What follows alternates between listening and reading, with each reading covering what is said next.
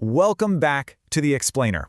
So today we're taking a trip back to the 19th century to look at a genuinely fascinating intellectual quest. We're going to explore Emil Durkheim's incredibly ambitious, honestly kind of radical, attempt to take the messy, entirely unpredictable world of human behavior and just force it into being a hard science, complete with its own strict laws and hard, measurable evidence. But right before we get into the history and the theory, I want to pose a slightly provocative question. Think about the really big decisions in your life. What you studied, when you might settle down, even just how you behave in public. Are your choices truly your own? I mean, we all love to think of ourselves as total free agents, right? Driven by our own personal psychology, our unique motives. But Durkheim, he proposed something entirely different. He pushed the idea that invisible, external forces might actually be controlling, shaping, and limiting our behavior without us even realizing it. Okay, so here's our roadmap for today. We're defining social facts, digging into Durkheim's idea of perfect evidence, asking if statistics are actually socially constructed, exploring the missing coercion, and finally, looking at validity and meaning. Let's get right into it. Section 1. Defining the social fact, sociology's subject matter. So to make sociology a respected, empirical science, Durkheim knew he couldn't just study individual psychology, right? He needed a completely unique subject matter. And he landed on this idea of the social fact. He defined these as, and I'm quoting here, ways of acting, thinking, and feeling that exist outside the individual and exert a coercive influence upon them.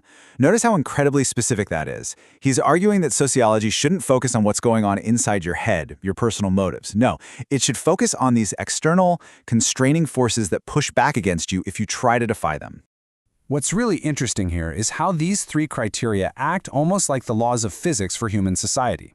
For something to actually be a social fact, it absolutely has to follow three rules. First, it's got to be external, meaning it pre-exists you and it will outlast you. You're just born into it. Second, it must be collective. It doesn't just spring from one person's brain, it arises from the shared life of the entire group. And third, it's coercive. It actively shapes and limits what you, the individual, can actually do. If it meets those three rules, Durkheim argued it's an objective phenomenon we can study scientifically to find the general laws of social life. Let's try to anchor this abstract theory with some concrete examples. Huge institutions like the law, religion, our education systems, or even just broad collective norms and values, these are all classic social facts. Just think about the legal system for a second. It definitely existed way before you were born, it applies to the whole collective, and if you break it, well, you are absolutely going to feel its coercive power through a fine or, imprisonment. But even just unwritten social expectations exert this invisible pressure on us every single day.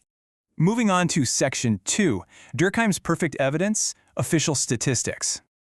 Okay, so if social facts are external and objective, how exactly do we get our hands on them? How do we study them empirically?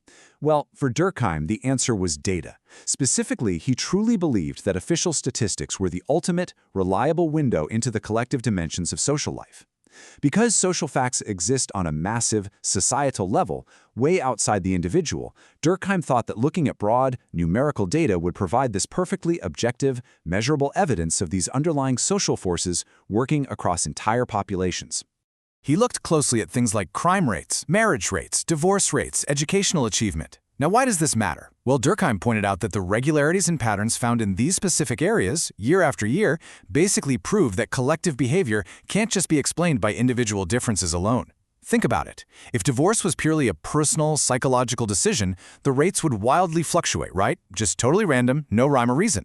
But because we see predictable rates across whole groups over time, Durkheim argued this absolutely proves there are underlying social forces shaping our behavior. Which brings us to Section 3. Are statistics socially constructed? The interpretivist critique. As you might have guessed, not everyone agrees with Durkheim on this. Interpretivists offer a major, and honestly quite skeptical, critique of his entire methodology, which brilliantly illustrates the core debate here. On one side, you have Durkheim's positivist view, which basically assumes official statistics are just neutral, objective reflections of reality. But on the flip side, the interpretivist view argues that they are absolutely not neutral. They argue that statistics are actually subjective social constructions. The interpretivists are essentially asking, are numbers truly objective truth tellers, or are they entirely shaped by human judgment, interpretation, and negotiation? To prove their point, interpretivists ask us to walk step by step through exactly how a real-world phenomenon actually becomes a number on a page. Let's look at how a crime becomes a statistic. First, an event occurs, but it only starts its journey if it is actually reported by the public. Second, it then must be accepted by the police as a legitimate offense. And third, it has to be classified by an official into a very specific category. You see the problem? If the subjective human decision changes at literally any one of these steps, the final statistic changes. The data doesn't just exist out there independently in the wild, it's produced through a whole series of human negotiations. Just think about the stats you see on the news every day. Unemployment figures are a perfect example of this. That number depends entirely on how the government chooses to define unemployment at any given time. Does it include part-time workers who are actively looking for full-time work? Does it include people who have just given up looking altogether?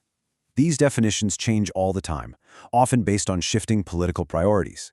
So if social facts are supposed to be purely external and objective, critics argue that statistics produced through these highly subjective, politically influenced processes, well, they simply cannot meet Durkheim's gold standard criteria. Section 4. The missing coercive power. Indicators versus forces. So, critics actually use Durkheim's very own rules against him here. Remember his third rule? A social fact must be coercive?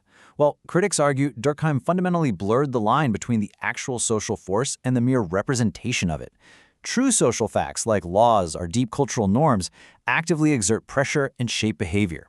Official statistics, however, they don't influence behavior directly at all. They merely record it after the fact. To make this crystal clear, just consider the statement. The recorded rate of divorce does not cause individuals to end their marriages. I mean, nobody looks at a government spreadsheet showing an uptick in the divorce rate and suddenly feels a coercive, invisible pressure to go get a divorce themselves. The statistic itself is completely powerless. At best, interpretivists argue statistics are merely indicators of underlying forces. They are not the actual forces themselves. Treating the numbers as if they are the social facts is a massive theoretical error. And our final section, Section 5, Validity and Hidden Meanings, exploring the limits of data. Now, this all builds into a much broader, almost philosophical debate about the very nature of sociological data. Beyond just how statistics are constructed, there are massive issues with their basic validity. Official data is often deeply flawed. We know for a fact there is huge underreporting in areas like domestic abuse or financial fraud. We see educational statistics wildly shift, not necessarily because students are suddenly learning more, but because assessment methods or school incentives change. And as we mentioned, governments regularly tweak measurement criteria to produce, well, more favorable figures. If the statistics don't accurately reflect the social reality they claim to be measuring, they're pretty much useless as reliable social facts. Ultimately, interpretivists entirely reject Durkheim's positivist assumption that we can understand human behavior merely through external measurements.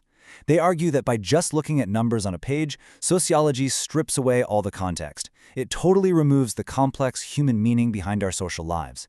For interpretivists, you literally cannot truly understand an action without understanding the meaning that the individual attaches to that action. It's not just a numbers game. Which leads us with this massive, unresolved tension at the very heart of the discipline. Is sociology a hard science of external numbers and objective facts, aiming to uncover absolute laws of human behavior? Or is it fundamentally a study of subjective meaning, acknowledging that humans are deeply complex, unpredictable, and entirely embedded in contexts the spreadsheet can simply never capture?